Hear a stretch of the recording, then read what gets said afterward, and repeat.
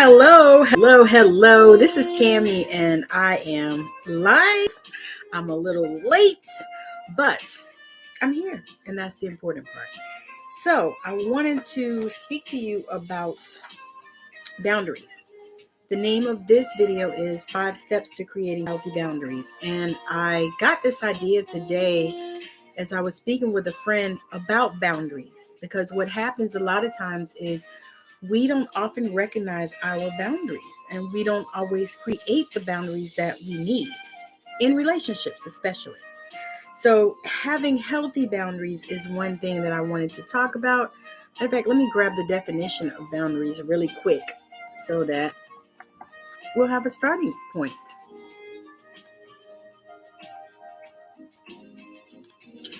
So the definition of boundaries is a line that marks the limit of an area, a dividing line, a limit of a subject or sphere of activities.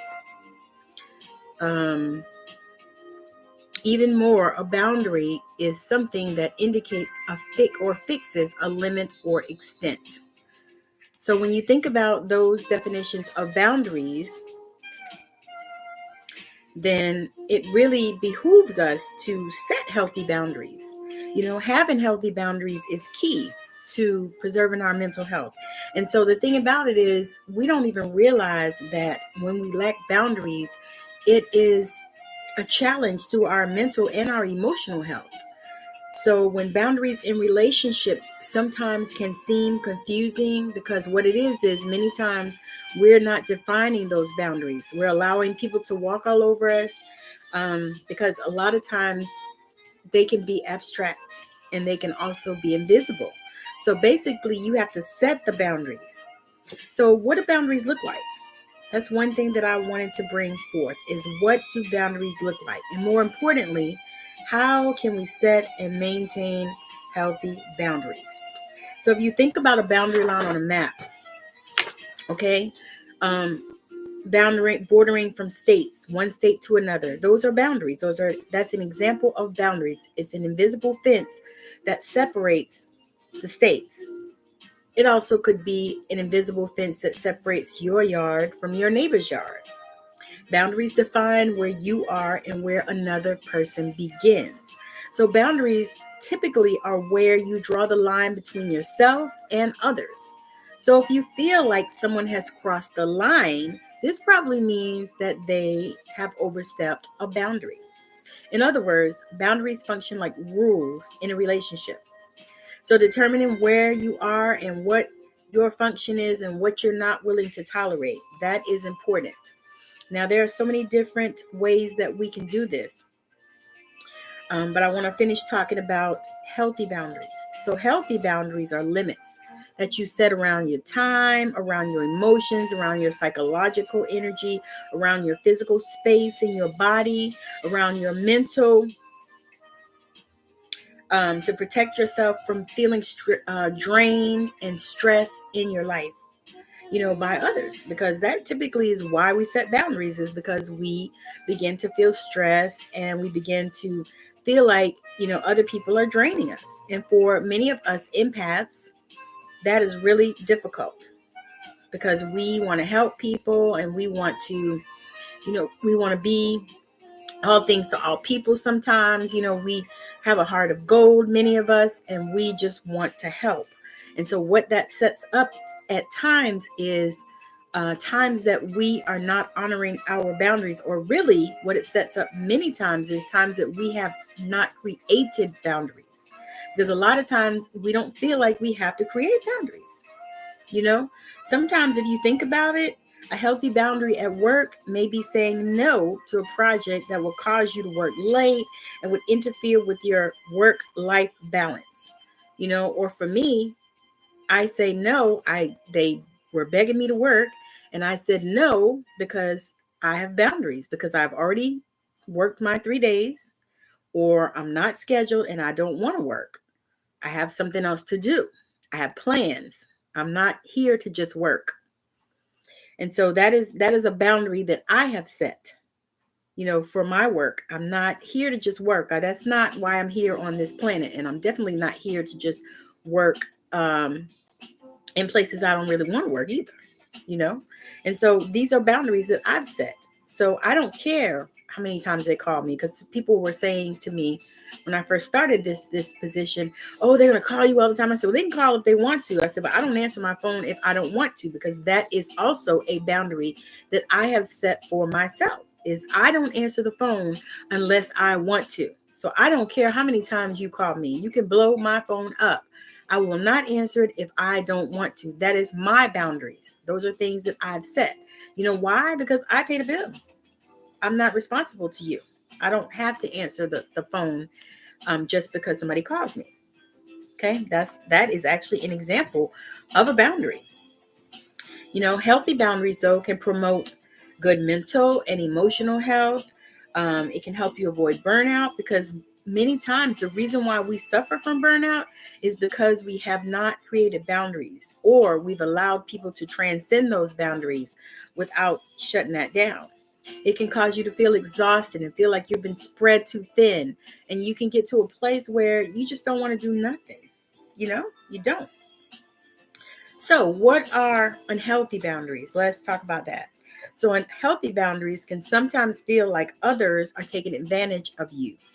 And when you begin to feel like that, you know, if they're taking advantage of you, if they're taking advantage of your time, because people will do that all the time if you allow them. And this is one reason why you want to set boundaries. But that is an example of unhealthy boundaries. If you feel like you're overextending yourself in relationships, so like if you're the only one that's giving and the other person is always receiving, then that is out of balance. And if you think about it, boundaries are here to help us to stay in alignment with ourselves. And so as we are not in alignment with ourselves, because you're giving, or you're taking. Either way, whichever way, you are not in alignment. You're not in balance. And so those boundaries have been transcended one way or another. Healthy boundaries can also look like having a hard time saying no to others. I'm going to tell you something. No is a blessed word. It's a blessed word. So you have a hard time saying no to other people, and then you also put other people's needs ahead of your own consistently. And I'm not saying this for, mothers with children, because, children have needs. We have to sometimes put them ahead of us.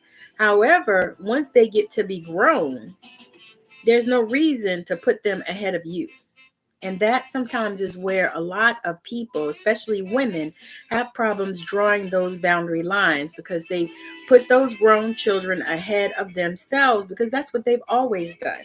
But there comes a time and a point in life where it's time for you to allow them to be who they need to be, and you be who you need to be, and take some time for yourself.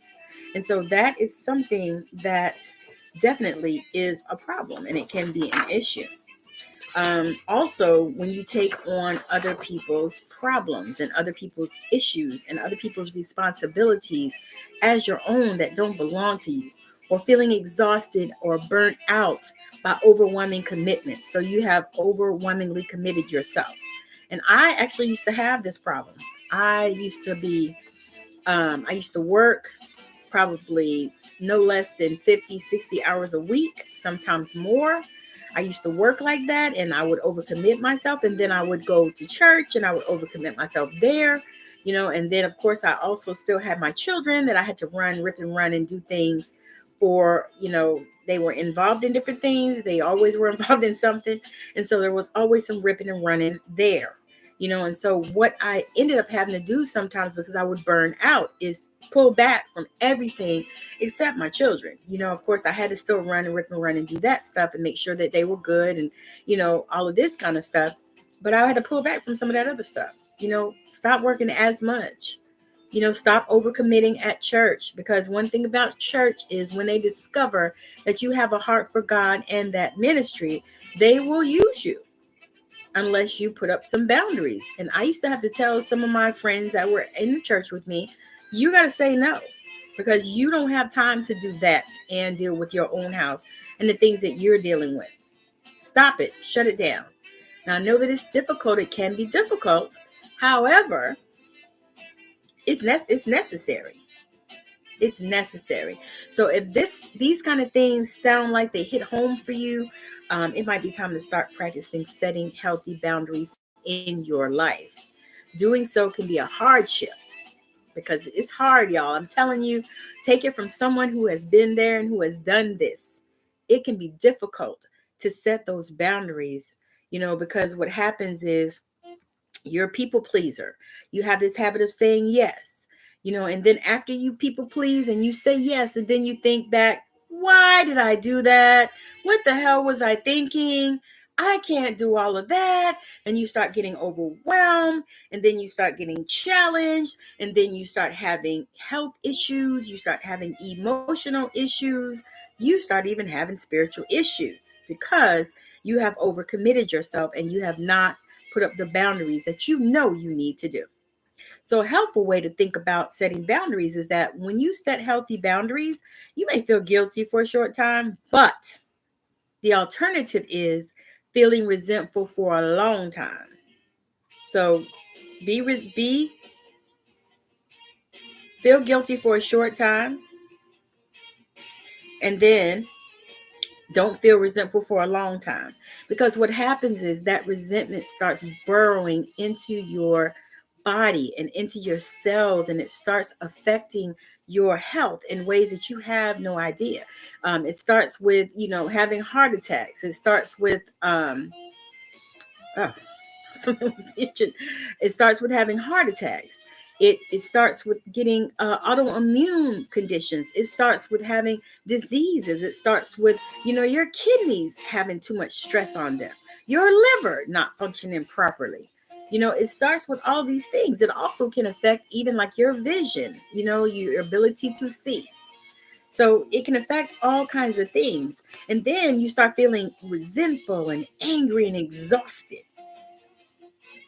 That is a key to begin to pay attention to boundaries and setting boundaries. Okay.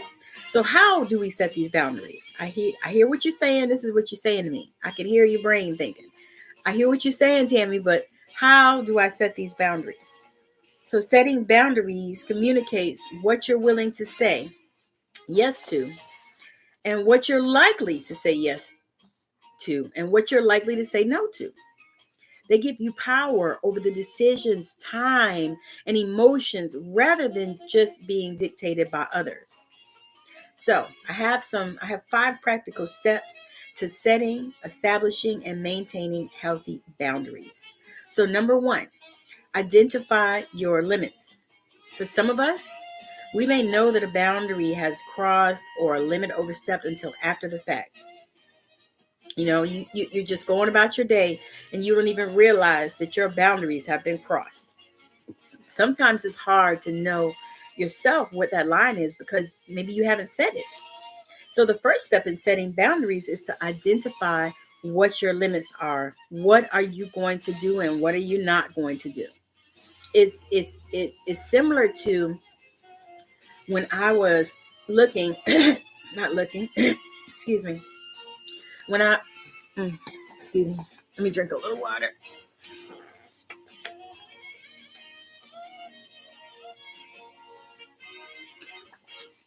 When I was available and on the market, I set limits to what type of man I was looking for and what I wanted in my life. I set limits to the energy that I was looking for. I set limits to some of the things that I desired to have in this man. And so that's an example of setting limits. So you might want to question yourself and ask, where am I overextending myself in my life? Where am I overextending myself in my life? And what areas of my life do I feel drained by? Now, these are questions that you can ask yourself. You can write them down, which is what I do. And then what commitments do I feel obligated to? So where are you feeling obligated to things that exhaust you? And we do it all the time. We do it all the time. They ask you at school, to bring cupcakes or something. And instead of going to Costco or the store and buying the cupcakes, you feel like you got to make them. But you work all day. By the time you get home, it's late. You're trying to get dinner and stuff. So you up till midnight baking these damn cupcakes that you could have just bought. You see what I'm saying? You see where I'm going with that? So what is causing the unnecessary stress, discomfort, or dread? So where am I struggling with some of the things that I do? So the key to identifying your limits and boundaries is to listen to your gut reaction of whether you have the time or energy to commit to something, or if you need to say no. So using your what do I talk about all the time? Intuition. Using your intuition to feel into, how does this feel for me? How does this feel for me? Should I say yes or should I say no? Once you get to that space, when you qualify that way, should I say yes or should I say no? Setting aside time to reflect on moments in the past when a boundary wasn't set, or when someone crossed a boundary, can help you to intuitively know where your limits are for the next time. So just use it as learning experiences each time. Thank you so much. I am a creator. Thank you for joining. So as you begin to look into all of these things and ask yourself these questions and see how that works for you, then you'll be able to understand how you can set these boundaries. So number 2 is clearly communicate your boundaries. Once you've gotten an understanding of some concrete and specific boundaries you'd like to set in your life, the next step to establishing healthy boundaries is to communicate them to others. And I'm not talking about just tell them. I mean, just make sure that you are firm with it. So you want to do it assertively. A common mistake to avoid is to assume that others automatically know your limits. People don't automatically know your limits. That's why they push them. That's why they push them all the time. You don't clearly and directly communicate a boundary. How will others know when they've crossed them? And another part of that is sometimes you don't communicate it to others because you don't know it, because you haven't said it. So communicate your boundaries to others. You let people know who you are and how you're going to be treated. And so that is another thing that definitely you want to do. You want to communicate your needs, and you want to let people know your limits. You want people to know where you are. It's a vital step to having healthy boundaries and preserving your personal space and emotional energy, because y'all, when you don't have boundaries, it saps your energy. It can sap your life. So if you're not used to setting clear boundaries, it may feel like, uncomfortable. It might be hard to do. And sometimes it is, especially if you're an empath, or if you are a creator, or if you are an intuitive. All of these things, you might feel like, oh my God, I'm setting these boundaries, but am I being rude? No, you're not being rude. You're not being rude. It's just like a lot of times on social media, people will jump in your inbox with all kinds of crazy crap. And, at first, you want to be nice to people and all this stuff, but sometimes you have to not be nice because they have, come over your boundaries. Or they're in your inbox, being, pushing you or being pushy and mean and stuff like that. And you just have to block them, or you just have to, shut them down in the way that you need to. So not only is it necessary to express these boundaries clearly, directly, and in an assertive manner, it's also important to communicate them in a way that feels authentic to you. So you want to create it in your own way. So we all take classes and we all take courses and all this stuff.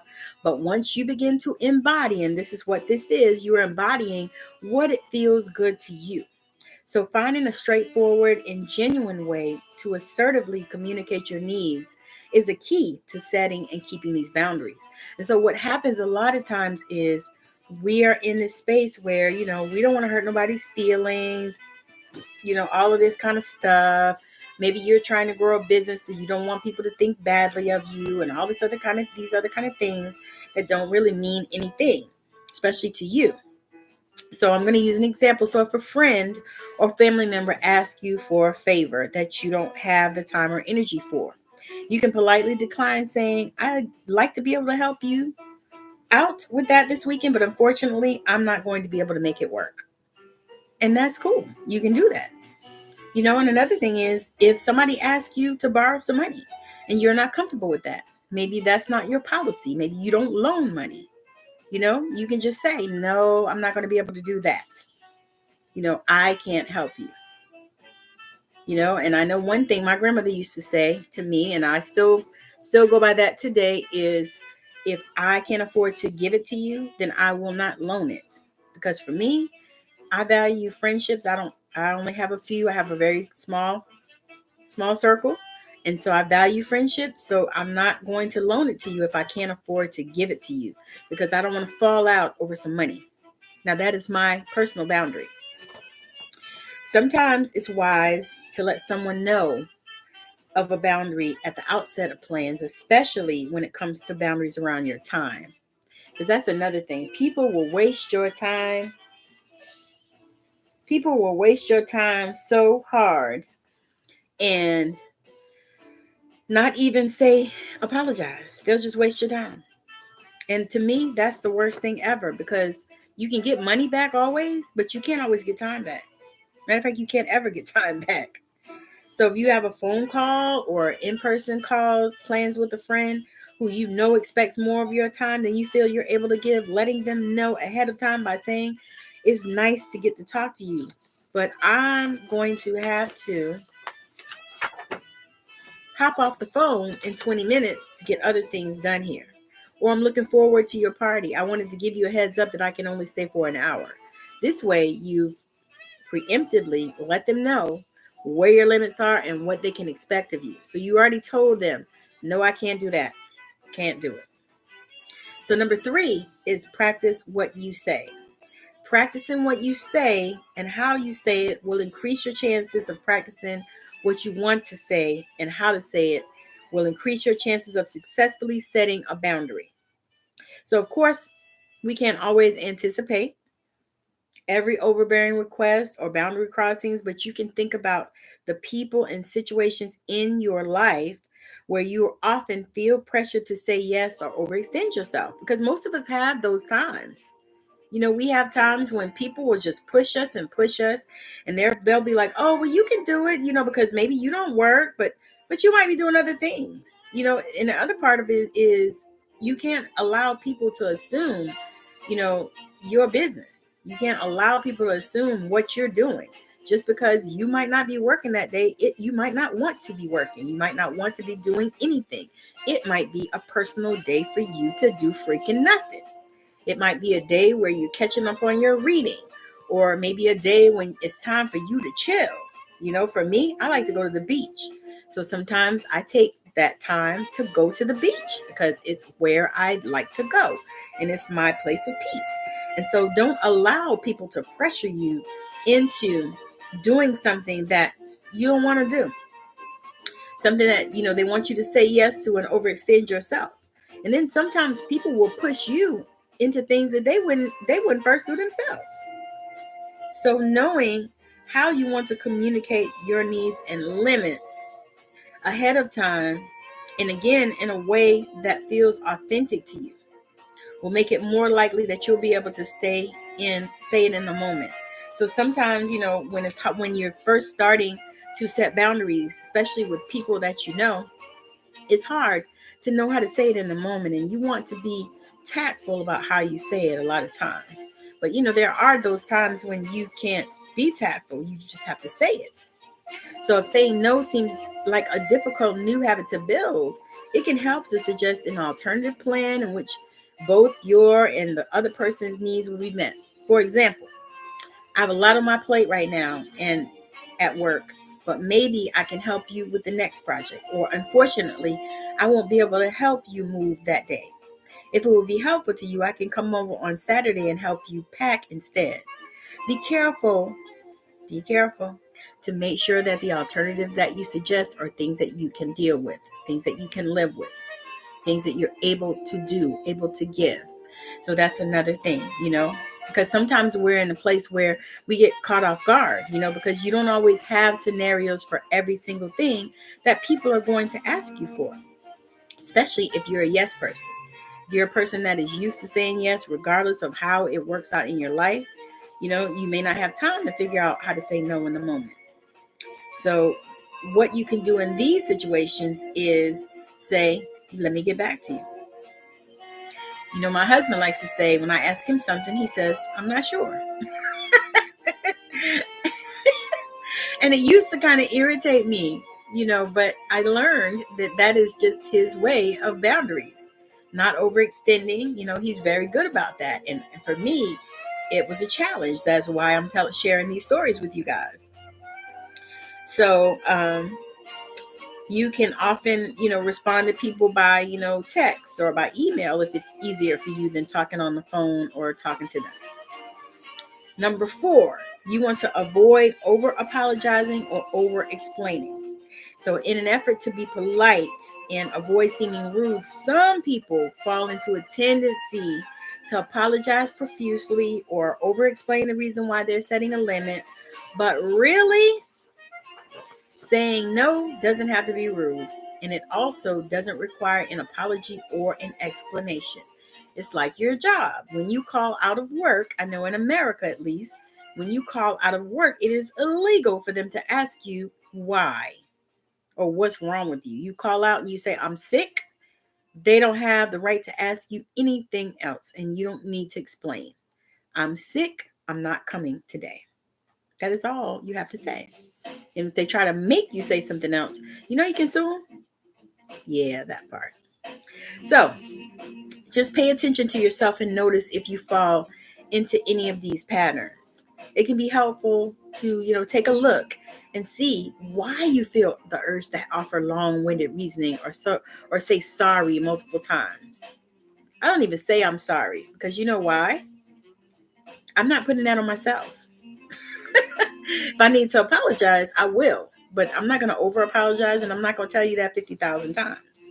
Are you feeling guilty or not feeling deserving, feeding into this pattern? What does setting a boundary represent to you? If you do find yourself wanting to apologize again or offer more reasoning, it can even more important to practice what you'll say in order to set and keep a boundary. While you might need to feel to repeat yourself a few times, but don't feel the need to apologize or explain your boundaries, because you know why? They're your boundaries. You have the right to them. So, number 5, this is the final one. Be consistent with your boundaries. What if someone does not respond positively to your assertiveness? When setting boundaries, it's important to stand your ground.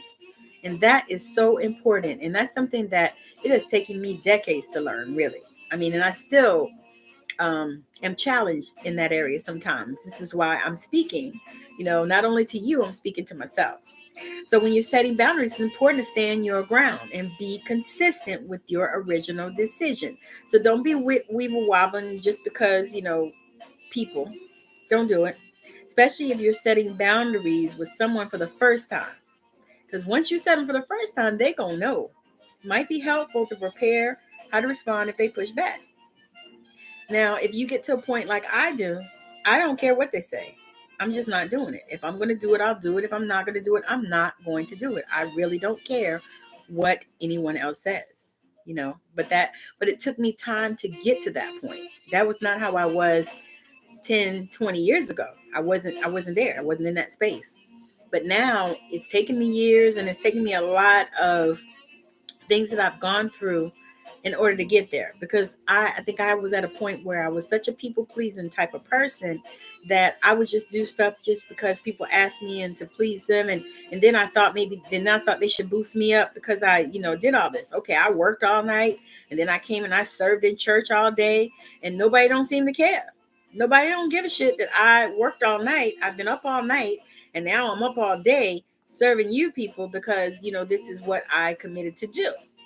Until I started learning how to set boundaries and back up from some of that. And when they ask me, say, no, I don't think I can do it. And it was really hard when I first started doing it. It was hard, y'all. It was like, it almost would have make me clutching my chest, because I would be like, oh my God, but then maybe they won't like me and this and that, and all of these type of things, which was a bunch of crap. Didn't even make a difference. So you can also acknowledge their disappointment by saying, I know it must be disappointing to you that I can't help you move, but unfortunately, I can't make it work. You know what I mean? Whatever you have to say. Sticking to your initial responses helps communicate to them that this is a boundary that they can't easily cross, and encourages them to take your limits seriously, because a lot of times they won't take your limits seriously because you don't. The firmer you are with your boundaries, the more likely your boundaries will be respected. So you take your boundaries seriously, and then they will as well.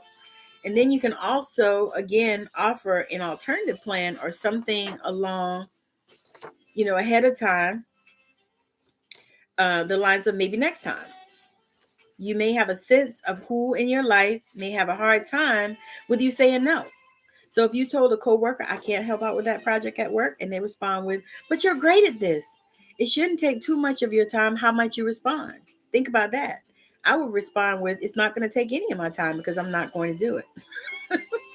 One response that stands firm is, thanks for the offer. I'm not going to be able to take it on given my other responsibilities right now, but maybe the next one. For me, that would be too much. I would say, no, it's not going to take any of my time because I'm not doing it. Period. Period. Not doing it. So that is the end of my presentation. I'm going to go back over these boundaries with you. The 5 of them, 5 ways to set the boundaries. Number 1 was identifying your limits. So knowing and identifying your limits. Basically, that's another way to say knowing who you are and what you're going to tolerate. Identify your limits. Number 2 is clearly communicate your boundaries. Clearly communicate your boundaries, because if you are clear in communicating your boundaries, then people will know that they just can't cross them. Number 3, practice what you say. Practice what you say. Practice what you say. Number 4, avoid over apologizing or over explaining. So stop just, all the time. I'm sorry. I'm sorry. I'm sorry. Stop it. Stop it. Don't do it another day. Number 5, be consistent with your boundaries. Be consistent with your boundaries. That's number 5. Be consistent. Stay firm. Stay strong. Another way to say that is stand in your power, because you have it. Because honestly, giving up your boundaries is giving away your power. It really is. I mean, it's no other way to say it. When you give away your boundaries and you don't stand on your boundaries and stand firm and set your boundaries and make sure that nobody is crossing them, or if they're crossing them, you allow it, that's giving away your power.